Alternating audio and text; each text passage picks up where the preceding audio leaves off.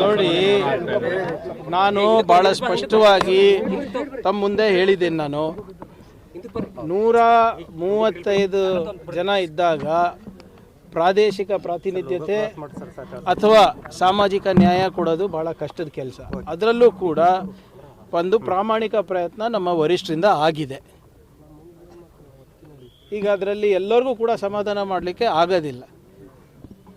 High command ಏನು decision ತೊಗೊಳ್ತೀವಿ ಅದಕ್ಕೆಲ್ಲರೂ ಬದ್ಧರಾಗಿದ್ದಾರೆ ಅಂತ ಕೂಡ ನಾವು ಹೇಳಿದ್ದಾರೆ. ಹೌದು, there are lot of deserving people, ಇಲ್ಲ ಅಂತ ಯಾರೂ ಹೇಳ್ತಾ ಇಲ್ಲ. ನಮ್ಮಲ್ಲಿ ನಾಯಕತ್ವದ ಕೊರತೆನೂ ಇಲ್ಲ, ಸಾಮರ್ಥ್ಯದ ಕೊರತೆನೂ ಇಲ್ಲ.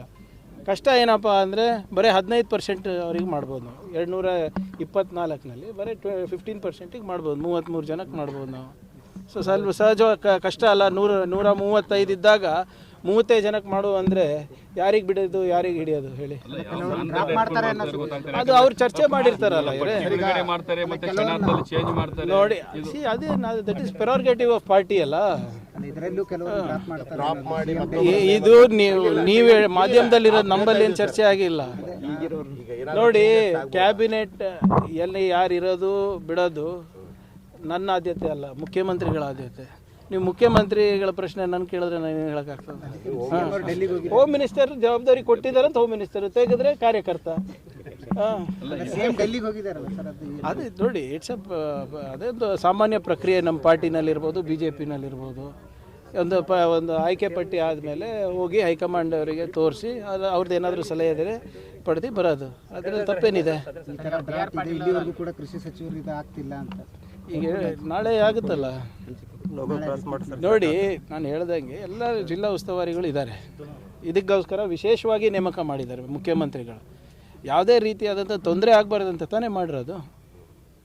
ಈಗ ನೀವೇನೇ ಹೇಳ್ಬೋದು, ಒಂದು ಮಾತ್ರ ಒಪ್ಪಬೇಕಾಗ್ತದೆ, ಕಳೆದ 2-3 ವರ್ಷದಲ್ಲಿ ಹಿಂದೆ ಕಾಣದಷ್ಟು ನಮಗೆ ಪರಿಹಾರ ರೈತರಿಗೆ ನಾವು ತಂದು ಕೊಟ್ಟಿದ್ದೀವಿ ನಮ್ಮ ಜಿಲ್ಲೆಯಲ್ಲಿ ಮತ್ತು ನಮ್ಮ ರಾಜ್ಯದಲ್ಲಿ. That is undebatable. Drinking water ಬಹಳ ಸಮಸ್ಯೆ ಇದೆ ಸರ್, ಕಲುಷಿತ ನೀರು ಬರ್ತಾ ಇದೆ ನೋಡಿ ಇದನ್ನು ಕೂಡ ಈಗಾಗಲೇ ಚರ್ಚೆ ಮಾಡಿದ್ದಾರೆ. ಖಂಡ್ರೆ ಅವರು ನಿನ್ನೆ ರೀಜನಲ್ ಮೀಟಿಂಗ್ ತೊಗೊಂಡಿದ್ದಾರೆ ಬೆಳ್ಳಾರಿನಲ್ಲಿ. ಸೊ ನಾನು ಹೇಳ್ದಂಗೆ ಇದು ಒಂದು ವಿಚಿತ್ರವಾದಂಥ ಬೆಳವಣಿಗೆ. ಇದು ಎಲ್ಲಿನೋ ಯಾವಾಗಲೂ ಆಗ್ತದೆ, ಈ ಸರಿ ಸೂಪರ್ ಎಲ್ಲಿನೋ ಆಗಿರೋದು. ಸೊ ಇದು ಬರೇ ನಮ್ಮ ಕಲಬುರಗಿಗೆ ಅಥವಾ ರಾಜ್ಯಕ್ಕೆ ಸೀಮಿತ ಅಲ್ಲ, ಇಡೀ ದೇಶಕ್ಕೂ ಆಗ್ತದೆ. ಮತ್ತು ಹಲವಾರು ಬೇರೆ ಬೇರೆ ದೇಶಗಳಲ್ಲೂ ಕೂಡ ಈ ಸಮಸ್ಯೆ ಉದ್ಭವಿಸ್ತದೆ. ನಾನು ಹೇಳ್ದನಲ್ಲ, ಬರೀ ಇದು ಜೂನ್ ಜುಲೈದು ಅಷ್ಟೇ ಅಲ್ಲ ಸಮಸ್ಯೆ, ಮುಂದಿನ ಜೂನ್ ಜುಲೈ ತನಕ ನಾವು ಕಾಪಾಡ್ಕೊಂಡಿರ್ಬೇಕಾಗ್ತದೆ ನಮ್ಮ ಮೂಲಗಳನ್ನು, ಜಲಮೂಲಗಳನ್ನು. ಸೊ ಅದಕ್ಕೂ ಕೂಡ ಒಂದು ವಿಶೇಷವಾದಂಥ ಆದ್ಯತೆಯನ್ನು ನಾವು ನೀಡಿದ್ದೇವೆ. ಈಗಾಗಲೇ 1 ಕೋಟಿ ಪ್ರತಿ ತಾಲೂಕು ಕೂಡ ಕುಡಿಯೋ ನೀರಿಗೆ ಕೊಟ್ಟಿದ್ದೇವೆ. ನೋಡಿ, ಅದು ಆಗಲೇ ತನಿಖೆ ಮಾಡ್ತಾ ಇದ್ದೀವಿ. ಈಗ ಎರಡು ಪ್ರಕರಣಗಳು ನಮ್ಮ ಕಲಬುರಗಿನಲ್ಲಿ ಆಗಿದೆ. ಒಂದು ಅಫಜಲ್ಪುರ ಮತ್ತು ಒಂದು ದಂಡೋತಿ ಶಾಲೆಯಲ್ಲಿ, ಚಿತ್ತಾಪುರ್ನಲ್ಲಿ, ಸೇಡಂನಲ್ಲೂ ಆಗಿದೆ. ಈಗ ಇದು ವಾರ್ಡನ್ಗಳ ಮೇಲೂ ಕೂಡ ಆ್ಯಕ್ಷನ್ ತೊಗೊಂಡಿದ್ದೀವಿ. ಮತ್ತು DC-ಗೆ ನಾನು ಕಟ್ಟುನಿಟ್ಟವಾದಂಥ ನಿರ್ದೇಶನ ನೀಡಿದ್ದೀನಿ.